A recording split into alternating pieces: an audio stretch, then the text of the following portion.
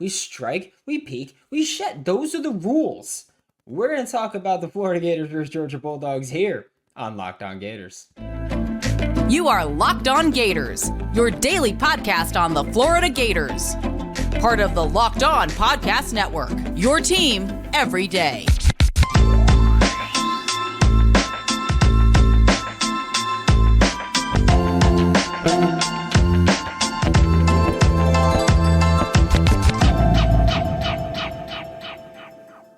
Hello, and welcome back to another episode of Locked On Gators, part of the Locked On Podcast Network, your team every day. Thanks for making Locked On Gators your first listen of the day. We are available daily and free wherever you listen to podcasts. Happy Friday. I'm Brandon Olsen. Find me on Twitter at WNS_Brandon. Find all my written work with Whole Nine Sports, Giants Country, NFL 33. Download the Game Time app, create an account, and use code LOCKEDONCollege for $20 off your first purchase. And also, don't forget to join the Locked On Gators Discord. Join the Locked On Gators subtext if you want to be an insider there with Locked On, because we are going to be talking live during this game there. So you join subtext, free for 2 weeks, $5 per month, just $5 per month for every month. After that, you get one-on-one conversations, links in the description below. But now we're talking about the Florida Gators versus Georgia Bulldogs. We're going to spend a segment here. Then we got Hayden Hansen a little later in the week than usual, but Hayden Hansen here to talk about the game and preparation for this for the rest of the show.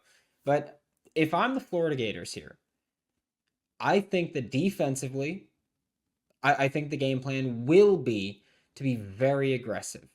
Whether or not you agree with it, I think it's your best bet. I said this on the crossover yesterday.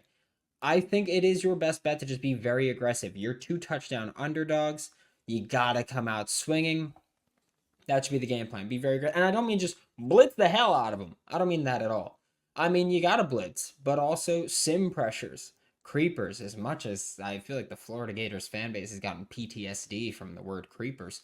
I feel like you have to be aggressive, throw the kitchen sink at Carson Beck. He's been pretty good this year. He's gotten better as the year's gone on. However, he's still relatively inexperienced. Make him think more, make him work more. I think that that's your best bet at beating Georgia, at slowing down this offense, is make him think more, make him work more. Will it work? We don't know, but they've been pretty good offensively this year.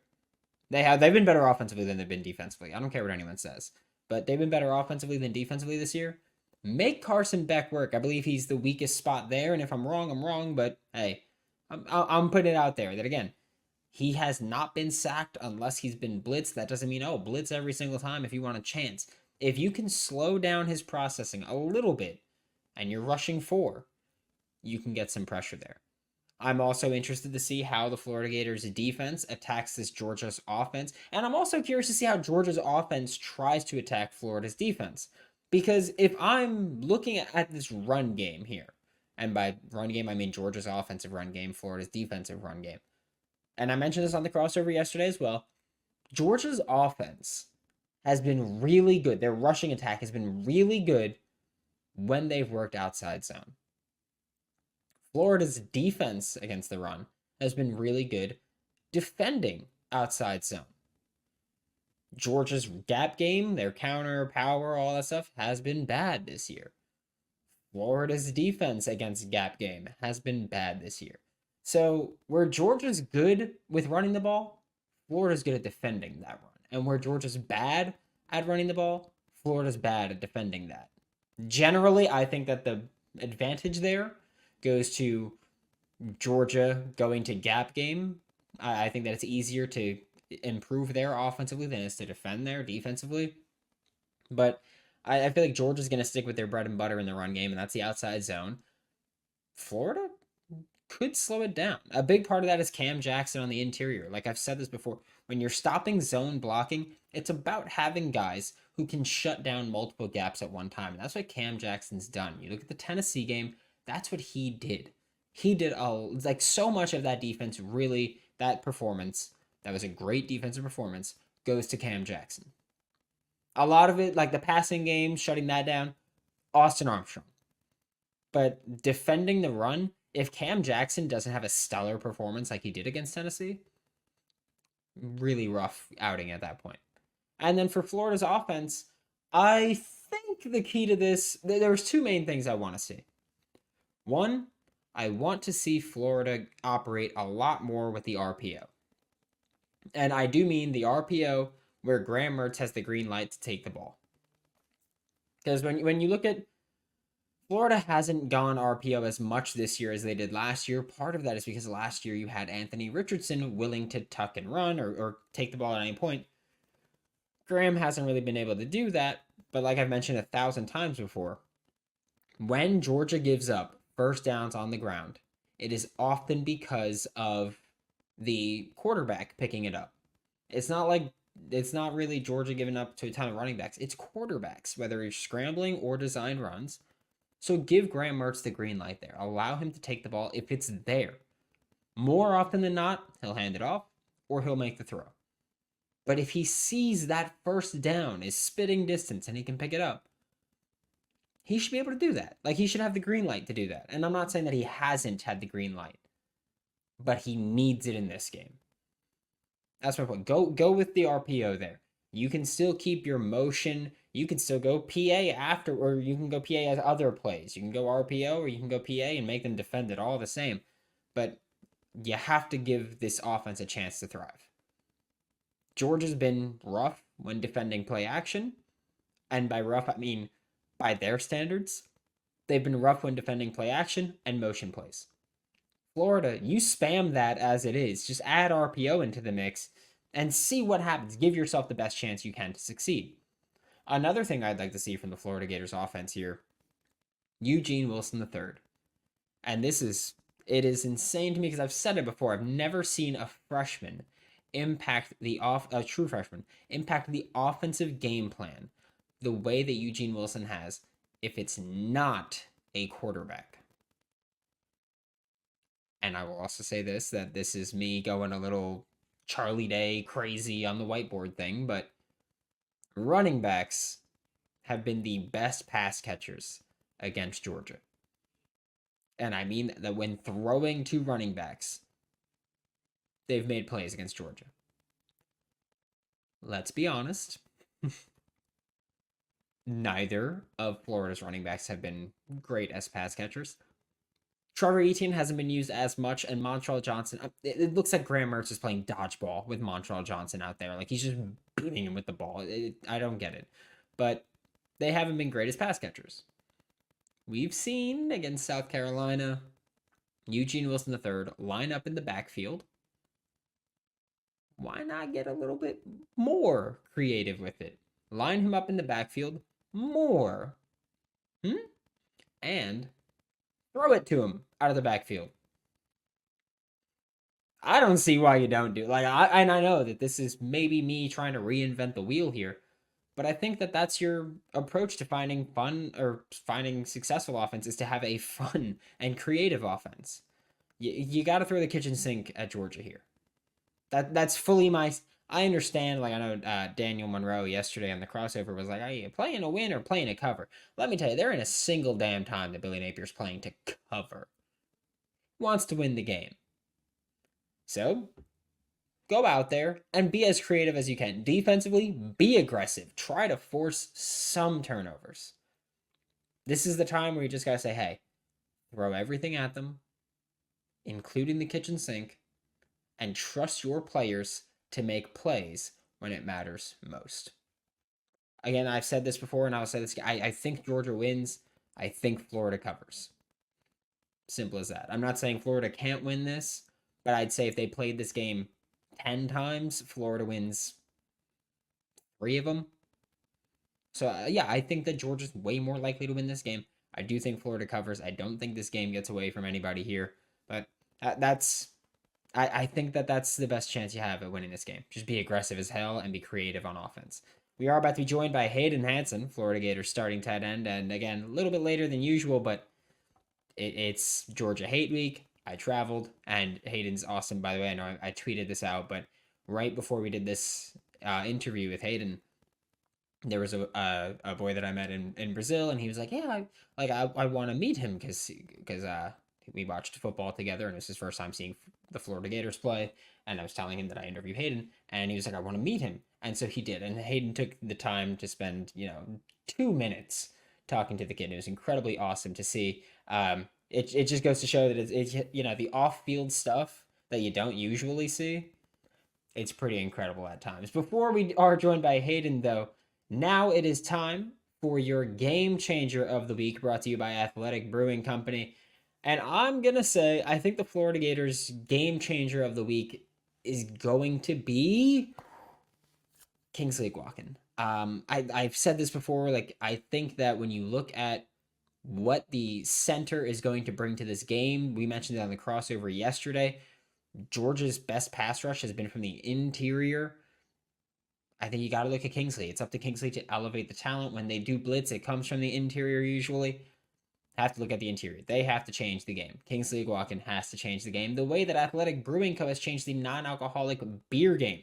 Find Athletic Brewing Company's non-alcoholic beer at a store near you or buy online at athleticbrewing.com. First-time customers can use the code LOCKEDON to get 15% off your first order. That's code LOCKEDON at checkout for 15% off at athleticbrewing.com. Exclusions apply. Conditions apply. Athletic Brewing Company is fit for all times. And we are just a day away, 1 day away from the Florida Gators taking on the Georgia Bulldogs in Jacksonville. And if you're looking for tickets this late in the game, Game Time is the place for last minute ticket deals. The Game Time guarantee means you'll always get the best price, and if you find tickets in the same section and row for less, guess what?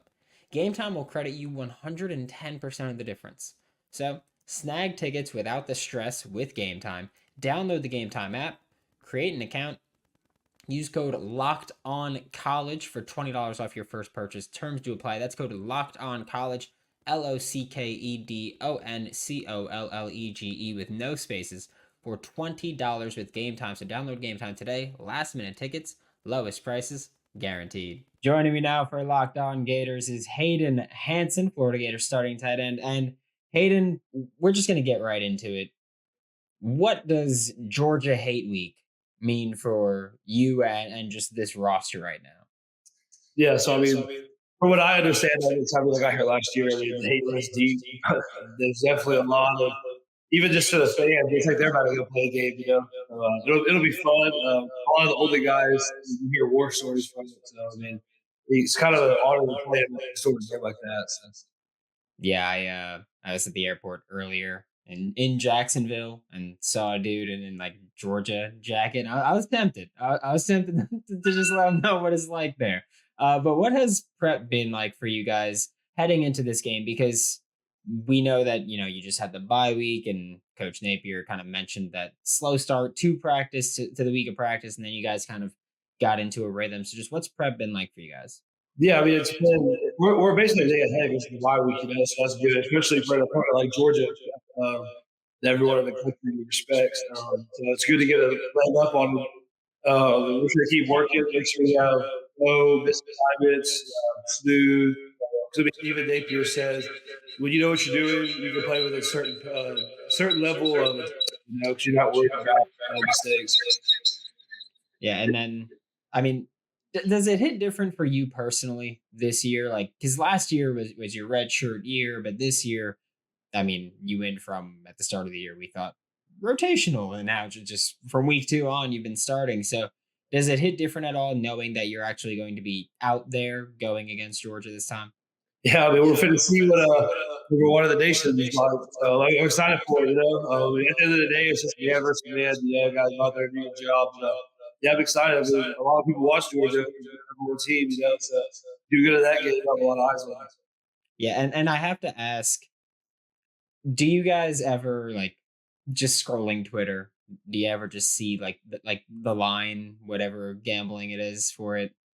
No, yeah. I mean, we see a lot of stuff. I mean, we're not surprised, number one team, whatever. They're gonna have the height, but I mean, it would make it all better if we pull it off, Yeah, because it's just, some of it's a little bit crazy there. But going into this game, last year you guys had Anthony Richardson at quarterback, and he was, I mean, as Gainesville as it gets. He's GVON, he's Gainesville's very own. And this year, it's Graham Mertz, new to Florida, new to the rivalry, new to Gainesville.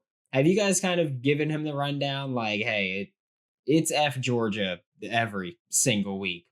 Dude, I mean, especially. Dude, I mean, this man Graham, we call it Myrtle Birds, I mean, there's a reason. I mean, that guy brings intensity to every game. I mean, you would think we're playing Georgia every week. I mean, it's like when we were going to Kentucky, he would fire it up. You can see it in his eyes. Every week he'll create an enemy for the opponent and get us all fired up. But I mean, that's kind of how he coaches. So I mean, he's just a really natural boy leader and has that fire.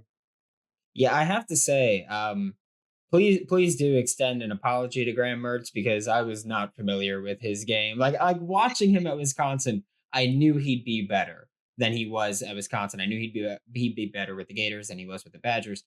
But like he's making more plays with his legs. He's had that little the pump fake scramble that he now just try that's like his signature thing. He tries to break it out now. Little celebration after he just went into a whole new bag once he got into Gainesville. So please do extend my sincerest apologies because I was not familiar with what Graham was going to bring to the table here for the Florida Gators this year. And I will say that with this game, Florida Georgia specifically, world's largest outdoor cocktail party, whatever you want to call it, every year it seems that there's the conversation of, at least during the off season, of and maybe you guys don't hear it at all much because you're players and not media, not fans, but it's like, should this be a neutral site game? Should this be alternating on campus? And I feel like the main conversation point there is recruiting, which now you can host recruits there, and maybe as a player that doesn't matter that much to you. But where do you land on, should this game be neutral site in Jacksonville or should it be kind of alternating home and home? Yeah, I mean, if it was completely up to me, I would probably. I mean, it's cool playing in the NFL City. Don't get me wrong, but I mean, you only get so many games in the swamp, man. Especially we were playing pretty damn good in the swamp. We haven't lost yet. We really feel like we just have a different style to us in the swamp just because of the atmosphere and everything. But I mean, at the same time, history is it's kind of hard for me to say. But I mean, me being a redshirt freshman, not knowing as much history, I would say there's alternating. I know there's a lot of guys that would be like, so, Yeah, I feel like for me, I don't know what I'd prefer because the home games, like just thinking Florida hosting Georgia, like the crowd at the swamp would be yeah. insane. But I also feel like a neutral site game it kind of feels like a big game feel to it, which obviously a lot of games in the swamp get that big game feel. But for me, that's where I'm torn. Where I know it would be just insane in Gainesville, but also in Jacksonville, like neutral site just gives it like that big game feel. Yeah, I mean, it's a really cool concept. I mean, we bring our crew, they bring their crew. The stadium split. We got our crew over here. They got their crew over there. When we make a play, we're gonna go at them. They make a play, we're gonna go at them. So, I mean, it's pretty cool though. At the end of the day, either way. So. Let me tell you, Prize Picks has been the best way for me to make money playing daily fantasy sports this year. If you've got skills and a little bit of time to research, you can turn $10 into $250 with a few easy taps. It's simple and easy to play with quick withdrawals too, and it's what makes Prize Picks the #1 daily fantasy sports app. Thank you. Wednesday night, Julius Randle. Like I'm a Knicks fan, so I know that Julius Randle is probably the least efficient player to freaking ever pick up a basketball. He misses a lot, but he gets his own rebounds quite a bit. So thank you, Julius Randle, for your rebounds. And Jalen Suggs, I know, I'm sorry. I know at least a few of you are Orlando Magic fans. Sorry about that, Eddie. Jalen Suggs, not the biggest fan of his, so his points less than chef's kiss. It was beautiful. Free money. Go to prizepicks.com/lockedoncollege. Use code lockedoncollege for a deposit match up to $100. And remember that Prize Picks is daily fantasy sports made easy. And speaking of stuff that's not always easy, guys, do you ever have trouble performing?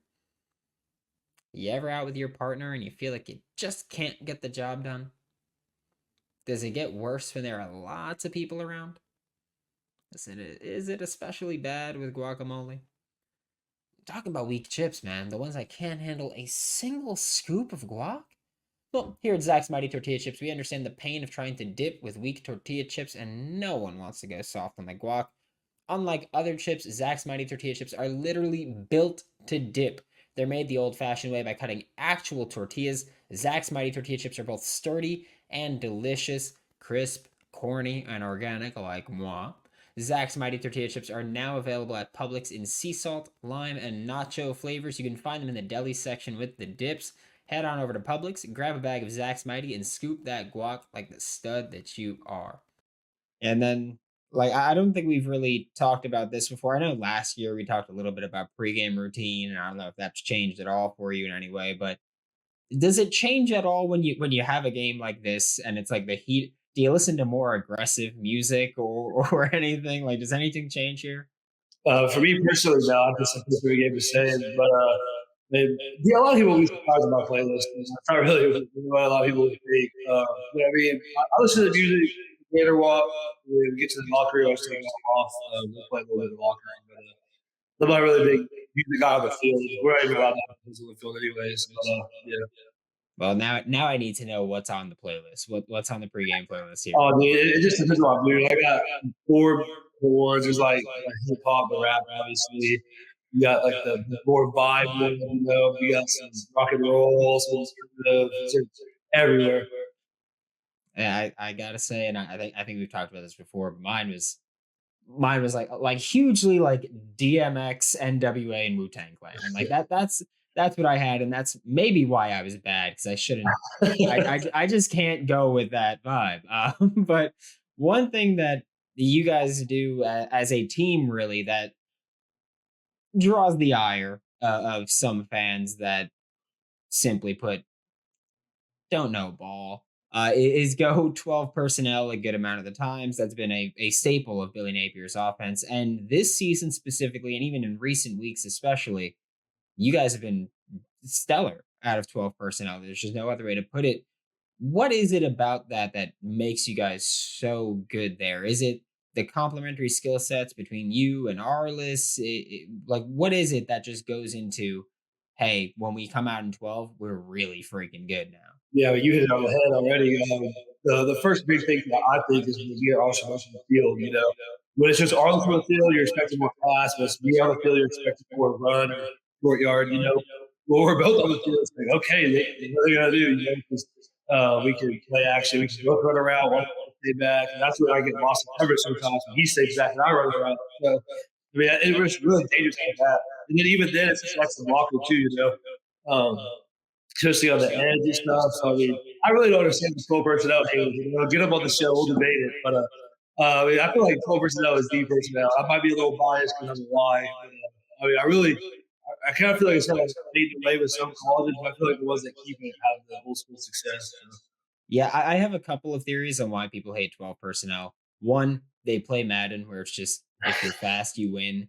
Yeah. And two, they just think like, oh, like tight ends, like it's not the way to go. But I agree with you. 12 personnel is the best way. And a lot of times, I know that when I have conversations with people, a lot of times it's just like, get more wide receivers on the field, and then it's easier to run the football because that's totally how that works. Less blockers, more running. That's how that goes. So we're in the same boat here. I fully. That's one of the reasons that when Napier got hired, I was like, oh, I love this because I'm a 12 personnel guy. There's a reason I reached out to you.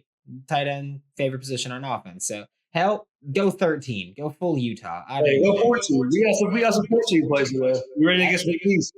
The Colts did it. AR's first touchdown. Haven't failed yet. So. Yeah, AR's first touchdown. 14 personnel. Just saying that. Get you, get Arliss, get Odom, get Scott in there, and then just like, all right, well now we're ready to get going there. So I'm down for it.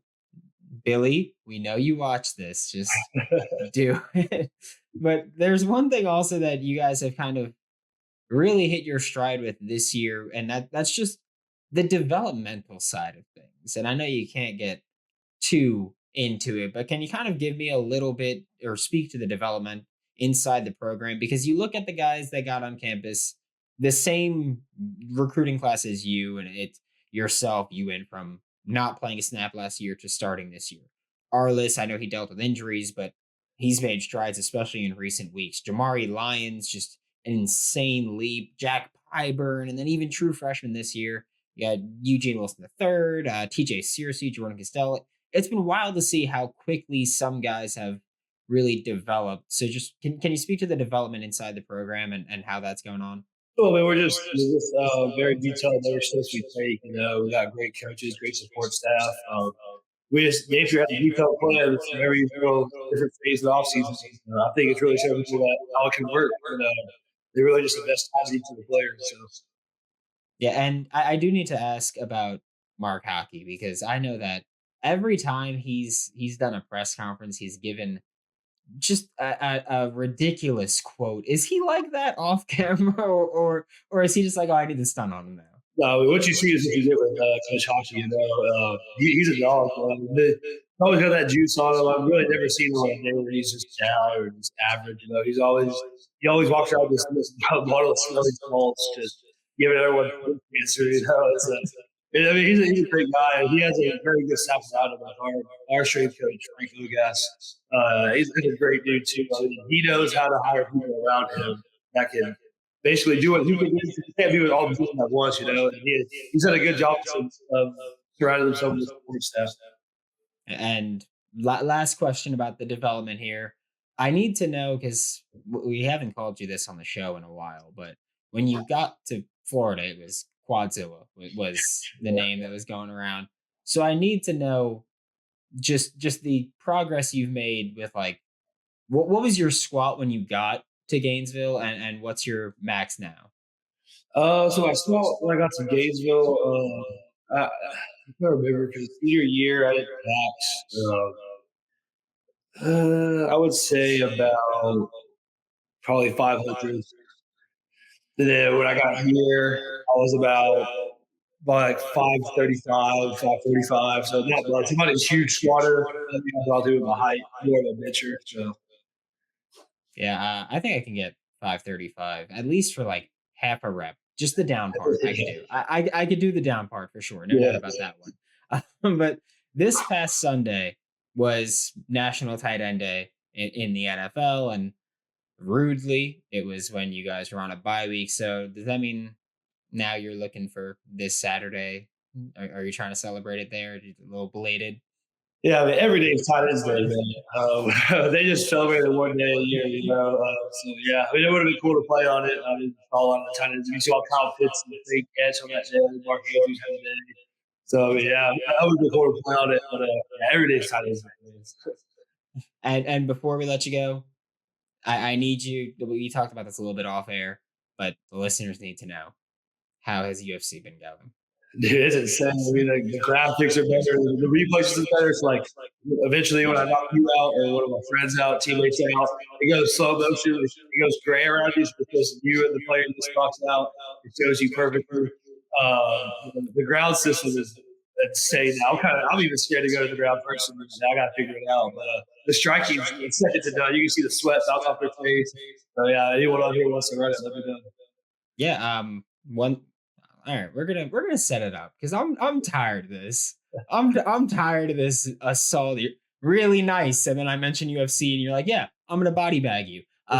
So we're gonna set this up. But thank you so much, Hayden. This is Florida Gators starting tight end Hayden Hansen. Catch him every Saturday playing on the field for your Florida Gators, and every week on Locked On Gators. Thanks for making Locked On Gators your first listen of the day. Every day we are available daily and free wherever you listen to the podcast. We'll be back tomorrow after the Florida Gators play the Georgia Bulldogs. Because as always, or as almost always, excluding the South Carolina game, we're going live once that game finishes. For Locked On Gators, I'm Brandon Olsen. Don't forget to follow me on Twitter at WNS_Brandon. Find all my written work with Whole Line Sports, Giants Country, NFL 33. And I will see you all tomorrow.